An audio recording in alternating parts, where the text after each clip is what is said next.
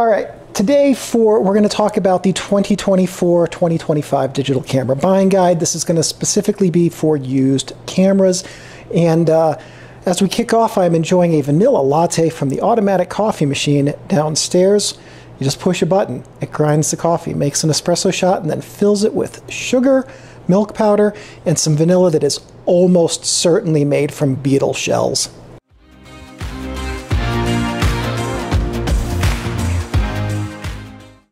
It would be completely unpalatable without the sugar and vanilla flavor.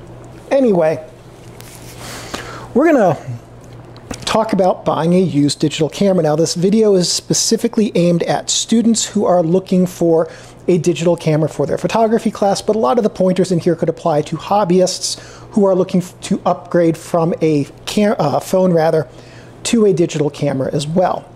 So, for students, if your syllabus says something different than this video, defer to your syllabus, not to some C-list YouTuber who's, just going off the cuff without a script here, okay?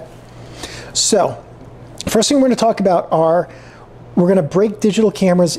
We're going to exclusively talk about interchangeable lens digital cameras. We're not covering the point and shoots or anything like that, okay? So everything we're going to talk about has to do with a camera you can remove the lens from. By design, not because you have a screwdriver or hammer. So with those, you can break them into two different groups: digital SLRs or mirrorless. Okay, digital SLRs are just like the old film SLRs, where you have the lens on the front, light goes to it, there's a mirror back here, the light bounces off the mirror to a pentaprism and then back to your eye. When you take the photo, the mirror flips up. Okay.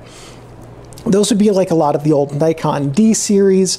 Pentax is still making those, the old Canon EOS Rebels, and a lot of those contemporary digital Rebel cameras are digital SLRs. Then there's also mirrorless, okay? With a mirrorless camera, you're going to have an electronic viewfinder. If you take the lens off, you may see the sensor right there, or there may be shutters in front of the sensor with some of the newer or higher end cameras, okay? That's the difference. If you take the lens off and you see a mirror, it's a DSLR. If you take the lens off and you see the shutter or the sensor right there, it's a mirrorless camera, all right? There are positives and negatives to both. With DSLRs, you can look through the viewfinder at any point and see what's in front of the camera. It doesn't have to be on. With mirrorless cameras, you don't have the complexity of the optical viewfinder system or the action of the mirror, and you tend to have a faster frame rate and things like that. And what you see in your viewfinder tends to be straight from the sensor. And many, not all, digital mirrorless cameras have little to no crop from the sensor to the viewfinder. So they're very useful in that regard as well. So that's the difference between the two of them. Some tips for buying a digital camera are, if this is your first one, it's a-okay to get an entry-level camera. They're designed for people who are coming into them and who are not going to be familiar with all of the advanced systems that an advanced level camera has. And that said, so like if you were to say, hey, I want to go buy a Sony A9 or a Canon R3 or something as my first camera, I would say don't. Please don't. Not because they're bad cameras, they're amazing cameras, but because they are also highly complex and there's tons and tons of stuff they can do that is going to be confusing. So for someone coming into their first camera, what you want to do is get something that's a lower tier, and it can still do everything you want, I guarantee it, and get something that's a little bit simpler, okay? If it comes to getting a used camera, you can, one thing I would say with whatever camera you get, make sure that it uses an SD card, or if you are insistent on getting a newer camera, SD or CF Express, okay? If you use the old CF cards, which are about the size of a saltine cracker, or a Triscuit or something like that, those cameras, I would say stay away from those because they're old at this point.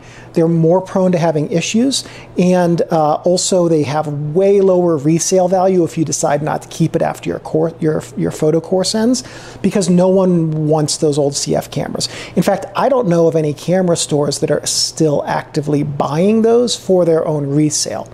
So try to stay away from the CF, the old style CF with the physical pins that plug into little holes type of memory card cameras.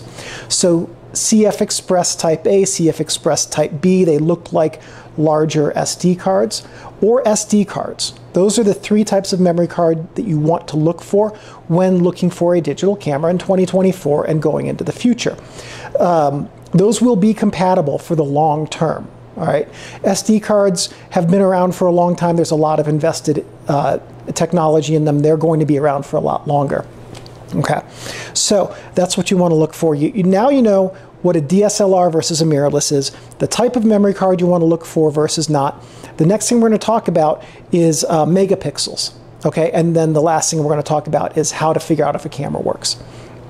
Megapixels, the single most overblown spec in the entire camera spec lineup, okay? Yes, a 50 megapixel sensor will print larger images than a 6 megapixel sensor. Realistically, if you're buying a camera that's within 10 years old, cannot believe 2015 rather was 10 years ago now. Realistically, if you are buying a camera that is with less than 10 years old, the megapixel count is going to exceed basically anything that you could want to do with it, unless you are looking to print your photos for a billboard, okay? So even within the last 15 years, that's going to be true.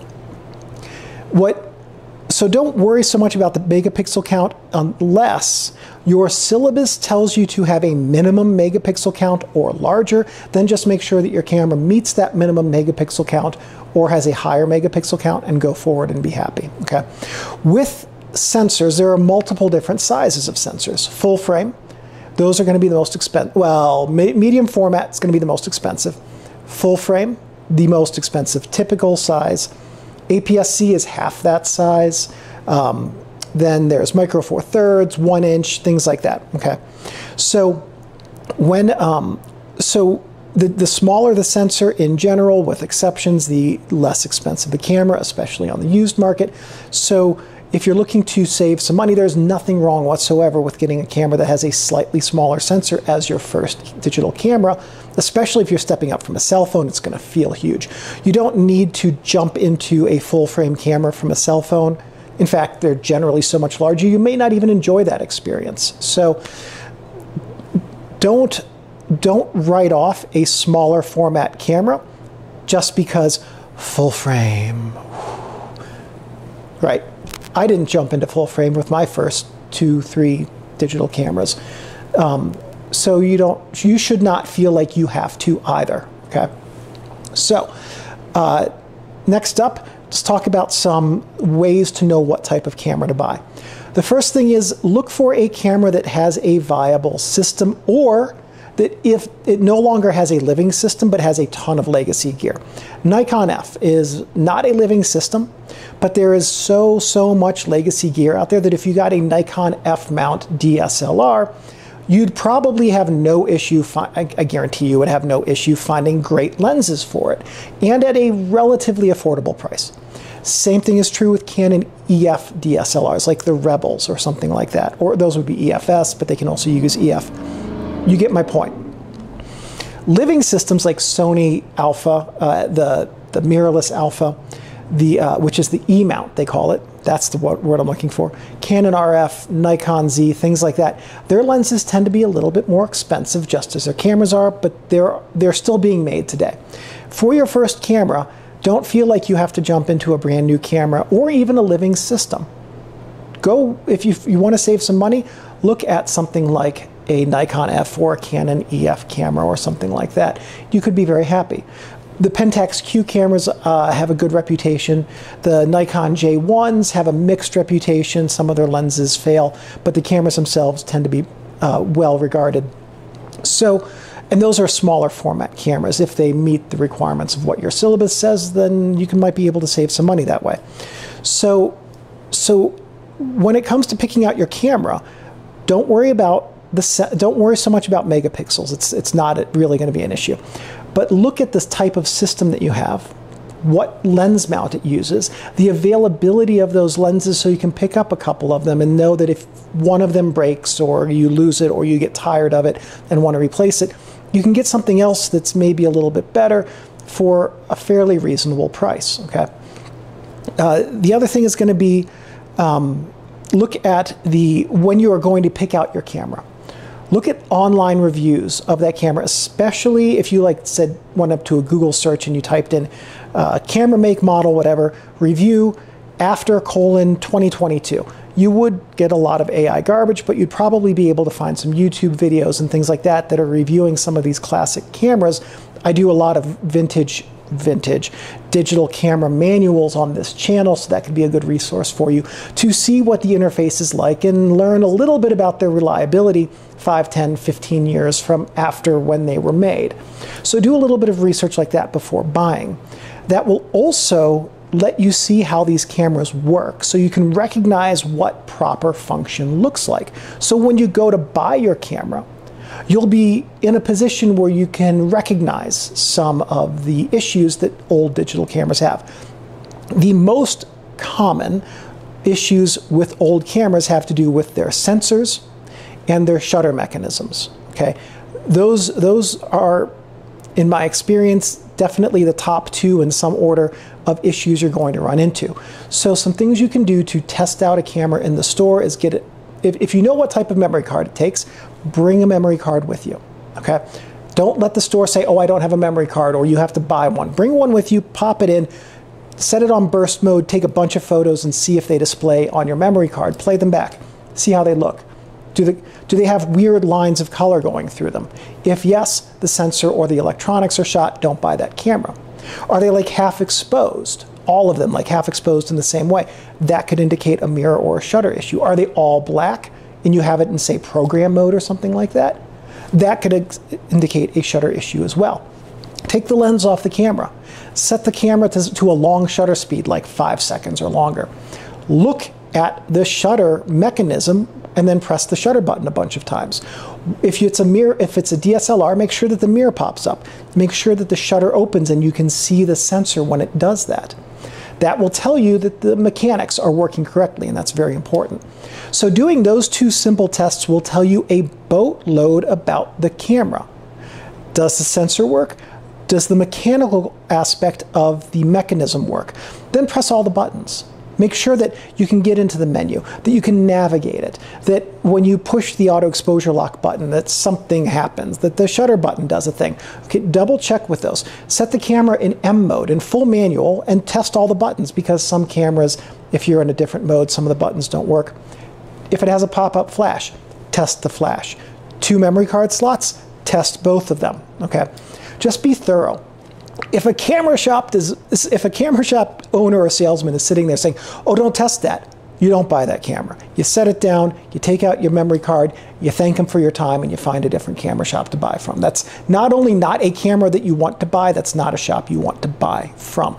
That said, I've not run into that issue with camera shops. Most camera shops, especially ones that have even one location and a good reputation online, will be very good and secure places to buy from, okay? So just make sure that when you go in to buy the camera, you've watched some videos about it, read some reviews about it, and that you have an idea of how it performs so that you can then test it and know that it's working. And other than that, I think the best advice I have for you is once you buy your camera, force yourself to use it. Get a camera strap, carry it with you wherever you go, toss it in your backpack if you don't want to use a strap, whatever.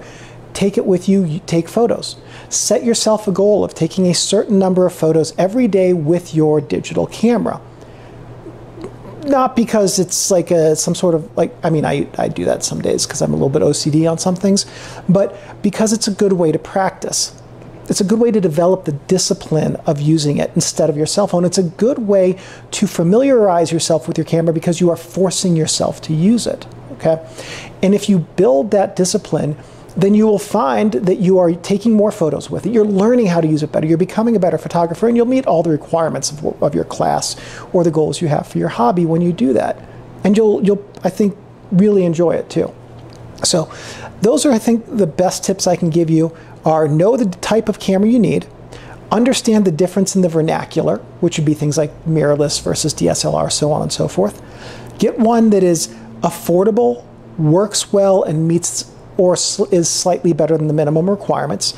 Don't go for the top-end camera for your first one. Get something designed for beginners because they are designed to be usable and user-friendly, and then use it. And that is your that is your digital camera buying guide for 2024 and 2025.